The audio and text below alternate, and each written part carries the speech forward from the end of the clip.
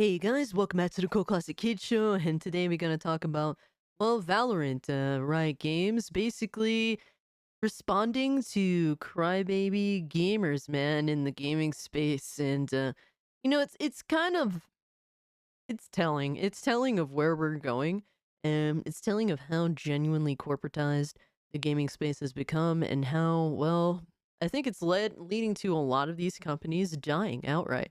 And while this isn't the primary reason, it is definitely one of many. But to get into the details, because, well, remember when I was talking about all those females, well, hey, we talked about a couple of them that were crying, that they had some bad words yelled at them or said to them online, and they made this really big deal out of it for attention, which they got, and which, we roasted them for having their videos go viral and their crying go viral. But, yeah, Riot Games has responded, and really nobody here is surprised. Sadly, man, but to get into it, Valorant threatens hardware bans against players who engage in egregious trash talking. We won't miss you. It said in response to growing concerns regards to concept of in-game trash talking, the development team behind Riot Games Valorant has announced that they will now be taking punitive action against any and all players who engage in the behavior to any egregious degree. And they said this new player policy was first revealed to the public on May 30th, courtesy of Valorant studio head Anna Dolan via a recorded developer update published by the game's official YouTube channel. And this is what happens when you have a woman that decides what language, what social language is deemed acceptable or not. It tends to lead to a lot of authoritarian control. But beginning her message with a particular diatribe regarding Riot's outlook on the topic, Dolan informed players since launch, Valorant, especially with the addition of voice communications, we've known that fighting in game harassment was going to be both something we need to prioritize and also would be one of the most challenging issues that we face. And let's be real now, guys. It isn't like these companies actually give a shit about anybody. They don't. We're gonna get into why this is really happening. And it's something I've spoken about a little bit in the past, and where we're headed in regards to extreme corporate control and forcefulness in the gaming space. But let's continue, guys. Moving to offer clarification on these challenges, the studio head then revealed, I've spent the last couple of weeks reviewing player logs, looking at penalty escalation paths, discussing player behavior philosophies, seeing where we're working and where we absolutely need to do better. It's not the first time we've had to do this. It will not be the last. And they said it's important to work, but uh, it's important work, but it's also not always easy work, she continued. I'm a human and a parent and a caregiver and a team lead, and in almost every aspect of my life, I feel a deep responsibility to protect people. Protect people, protect people by essentially taking other people's rights away, or even, well, we're talking about potential hardware bans here. That's what they're talking about. And really, when you've invested money into a video game, um, it's egregious that a company could simply take that away. There's no consumer protection when it comes to any of this stuff, and that's to me one of the biggest issues. And this is no different. The responsibility of protecting our community of Valorant players is one I take. I take it very personally, and I can tell you that very often I can feel like I've failed in that responsibility. And it's one thing to really address certain issues, because let's be real, anything can be taken to, to an insane degree. Anything can go too far, that's completely acceptable. But they're going to get into exactly what they're trying to police, essentially. And when you get into it, it really means anything.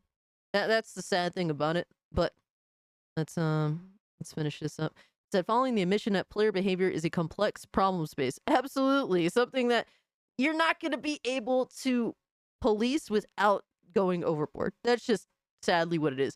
Dolan moved to assure Valorant's player base that Riot always taken this topic seriously. Oh my god. It's almost out of fear. It's hilarious. That's been true ever since we launched League of Legends. But at the end of the day, there are some people in this world who want to take out their insecurity or their bad day or their hate or their whatever on some stranger through their computer screen. She lamented. And you know what, man? If you don't like it, that's completely acceptable. But to literally say, well, you can't play this game anymore because we don't like your speech is just kind of relax, bro. Said so we work harder, we take steps forward. They said further bolstering the appeal to emotion. The studio head then asserted, but here's the part I can't shake. It's in almost all cases, someone gets hurt in the process of making these systems better. Too often, it makes someone experience the worst behaviors, something egregious, something painful, something threatening for us to better understand where the gaps in our systems and processes are, affirms Dolan. And that's exactly what we're experiencing and addressing right now. I also want to make sure that I say this out loud, she added. We have no room for these types of behaviors in our games or our community. Valorant is a team game. It's better played with a team. The strats are better. All of it's better. And oh man. And look, man, all the issues that's been presented that they're addressing is basically women voicing their disdain of men. You know, one of my previous videos, I think it's like one of my last videos, uh, literally talking about how this one woman just blames men and if men don't step up, well, you're part of the problem too. And it's just like, well, I'm pretty sure that if you actually break down who's playing Valorant, sure, it's primarily men. They said moving to address the regularly raised argument that players who do not wish to engage in a trash talk should simply mute those who do. Dolan declared, when you tell someone to just mute comms to avoid harassment, you are essentially putting the harassed person in a position to not communicate, to compromise how they want to play the game to accommodate you. And look, man, if technically speaking, it affects everyone if they choose to mute. That's really not the issue. Um, I don't understand because literally you're trying to avoid what fixes the issue. People are telling you, hey, just mute them because that directly addresses the problem. You can't force people. This is the problem. They think they could force people to be nice to each other. If people don't want to be nice to each other, they're not going to be nice to each other. You can't force people to do that. You can't police people to be nice to each other. With this being said, what they're doing is just making it so that nobody communicates anymore. And then that goes directly against what you're saying. You're saying that Valorant is a communication-based video game. Well, if you're in a situation in which, for example, now you're super policing Valorant, guess what? Nobody's going to speak in chat now. It's over. Goodbye. That's just what it is. So that is not an excuse. You're lying. He said, muting is a tool for people who choose to use it, not something that is there to justify bad behaviors, argued the studio head, but that's literally the point for it. If you didn't like what someone else is saying, if everyone just simply liked what everyone was saying, guess what? There would be no need for a mute button. There'd be no need for it. So competitive games need to have room for banter. We believe this, and I do understand the fear that we will sanitize gaming by over-addressing these issues. And there's no way you know what's going to happen and you don't care. You don't care. That's literally what it is. There is going to be no room for banter. You don't care about that. You know where this leads and you're just going there anyway. They said we have no interest in doing that. Yes, you do. That's not what we're talking about here, but we do believe that a person should not be in a position to have to grow a thicker skin or whatever. Well, that's part of banter. Stop being a pussy. It's really that simple. There's no room in our community for the most egregious behaviors. We're not going to compromise on that point, said Dolan. But what are the most egregious behaviors? They said if you need to make truly evil statements under the guise of regular shit talk to enjoy gaming, then please play something else. We won't miss you, Val community. We can't stop them from opening their mouths and saying something awful. I wish we could. You authoritarian pig. What, bruh? How much more? How much more obvious can people be? Clearly, you want to blatantly just control speech entirely, entirely, and that's just not how society works. You know, it's something that's continued to be tried and tried over and over again. People always find ways around your bullshit. They said, "We can do what we could do is help escort them out of our game spaces." And look, man, shit talk is a common practice among dudes. So I guess you can work on getting rid of like a good portion, the biggest portion of your player base. Uh, Really, at the end of the day, what this is going to do is that people are just not going to talk to each other anymore in these games. That's just what it is. It's already a thing in Call of Duty. How rare? Like, I mean, it's been a couple of years since I played Call of Duty, but um, I I played Call of Duty back when COD 4 came out. You know, on 360, and guess what? Back then on 360, the whole lobby was there. Guess what? All you see was mics from the top to bottom. That was the norm. It'd be very if you're in a lobby that's full, you see maybe two people that didn't have mics hooked up. But that was a very common practice back in those times. Nowadays, on Call of Duty, the last one I really played seriously was Cold War. I played Modern Warfare 2 for a little bit, but I couldn't stand it. Now it's the opposite. It's literally the roles have been reversed. Now, back then it used to be, hey, the lobby was full of mics. Now maybe one or two people didn't have it. Now it's the opposite. Essentially, nobody has mics. Maybe one or two people have them. So that's just what you guys have created by policing speech, by pushing your bullshit. Essentially, um, back in our day, you know, when it came to at least 7th gen, they were growing so much socially in the gaming space online. Now, all these companies are doing the opposite. They've reached what they believe is their peak of what is acceptable in regards to socializing, and if anything, they want to they want less socializing. They've made that very perfectly clear. To this end, Dolan explained that Riot should be undertaking four specific tasks to help them achieve their goal in cleaning up Valorant voice chat. First, over the next 30 days, we'll be finalizing updates on our existing policies. This will allow us to issue more severe penalties and faster with a focus of the most severe behaviors, things like hate speech. And here it is, hate speech. Anything could be considered hate speech. Anything. Just simply saying hate speech is a big, well, we're just going to do whatever we want to do, and we can remove you at any time. Severe sexual content and threats of violence, which have no room in our game. You're playing a game in which you kill people. So it's weird to like. Here's the thing, man. It's like threats of violence. It really is situational. Like, yes, there could be people that are gonna say, "Hey, man, I'm gonna do something to your family," like, and that's like, okay, that doesn't belong. I get that, but if you're gonna say, "Oh, I'm gonna, knock you off," and it's like, okay, but that can be perceived in game. What are we doing here?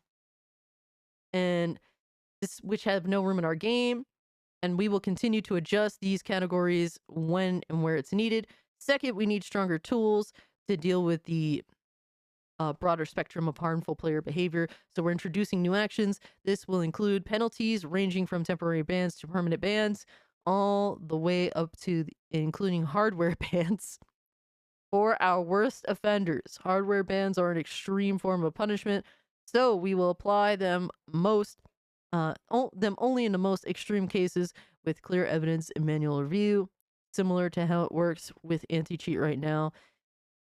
And I mean, look, um, I think that this is just stupid. We're doing hardware bans for hate speech, which can include any speech really. I can understand cheating. I mean, there's, no room in the space for cheating, but you're literally talking hardware bans because someone said something bad. Someone said something nasty. So it's so clownish. They said Riot Games lays out their 5-point plan to clean up Valorant's in-game chat.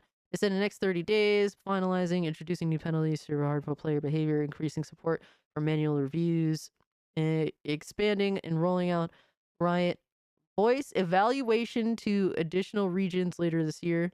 What is this? one-time review of the top suspended offenders from previous acts and issue penalties. I'm surprised they're not talking about AI.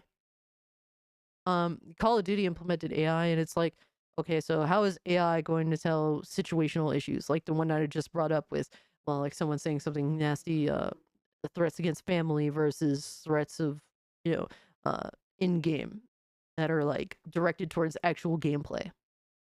He said, third, because we're making these changes, we anticipate there's going to be more reports that will require manual review. So we'll be beefing up teams and that need to support that. And here's the issue.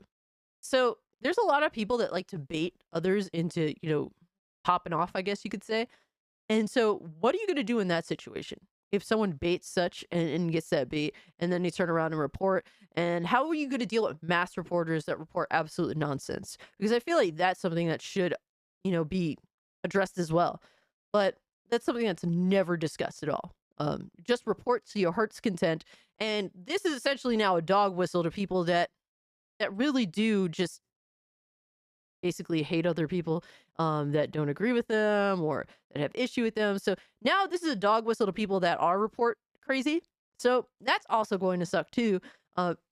This just encourages crybaby fucking retard bitches. That's really what it is. If you want to act like a bitch, then be a bitch. But hey, man, this sadly just gives crybabies the power. And they said, fourth, we've been testing Riot voice evaluation systems in North America in English only for a while now. Okay, now we're getting into AI. So this sounded like AI. So yeah, confirming is AI. It's still in beta, but it's been working really well so far. Players who have been actioned upon by RVE have not reoffended at a 75% rate. This reduces the overall number of repeat offenders by a great deal. We're looking to roll out to more regions later this year, adding support for additional languages and also taking into account local regulations on player safety and privacy. So eventually AI is going to take over this job, and then anyone else, all these other people are just going to get fired. That's going to be a future thing. They said, lastly, we're going to go back and perform a one-time review of the top suspected offenders from the previous act and issue penalties accordingly. Wait, so they're going to go backwards to people that have quote unquote offended months ago and hit them with. So they're gonna get penalized now after, let's say, months ago they said something gross. You can't just like, it's so weird, and YouTube does the same thing where they have these set of rules like 5 years ago, and then they have implemented a new set of rules, but then there's like 5 years worth of content that appeals to the previous set of rules that were more lenient. So then those new rules go and hit videos that are like, multiple years old when there was different rules and different set of standards back then. Like such stupid behavior. He said, drawing your message to a close, Dolan uh, said, I'm hopeful that there's updates. These updates should be positive step in earning trust, and I don't think that we should stop their penalties and punishments. They do work after the fact, but we do think there are ways that we can be more proactive in investing in systems and designs that create an environment where things like comms harassment are less likely to happen. Actually, what you're doing is you're creating an environment in which no socialization happens, you fucking clown. That's really what it is. I've witnessed, like, we're witnessing this mass scale, this mass exodus to places like Discord, and Discord is next, guys, mind you. So that's the sad reality of that situation. He said, look, I know this message is intense, ultimately concluded. So let me say this. This is not just about preventing the worst. The goal is to make it so that people who want to play Valorant also are able to love playing Valorant and promoting the best in each of us. You guys are fucking lame. Yo, gaming is so bitch made and boring now. Wow. Like me and one of my homies, we talk about gaming all the time, and shit, we were playing video games together since Killzone Shadowfall days. And a whole other entertainment aspect of video games, playing online, if it be fighting games, if it be shooters, if it be all sorts of stuff, man, is the shit talk, is the banter. And there's definitely tons of ways to be creative with that, but that entire aspect of gaming is now being eliminated, which definitely it takes the spice out of the games. Valorant is a boring ass looking game. I personally never downloaded it because it has kernel level anti cheat, and if you know, you know. If you're a console gremlin, you don't understand. But yeah, so that's particularly why I never bothered to download it. But it looks bland as fuck. If there's no shit talk, then that shit is like, gross. But I mean, one of the greatest games of all time being Counter Strike, CS:GO. I mean, there's an entire space on YouTube just dedicated to having hilarious shit talk on that game, and that's a whole other piece of what makes CS:GO what it is all that shit talk. And so, man, like I said, they're sanitizing the space. I don't think it's in goodwill to anybody really at the end of the day. This is not going to necessarily promote. This is not going to necessarily make the player count go up. If anything, it'll probably decline, or it'll probably just stay the same. Because while they're trying to protect certain people, other people are just going to find the game boring and leave. So it'll either stay the same or decline.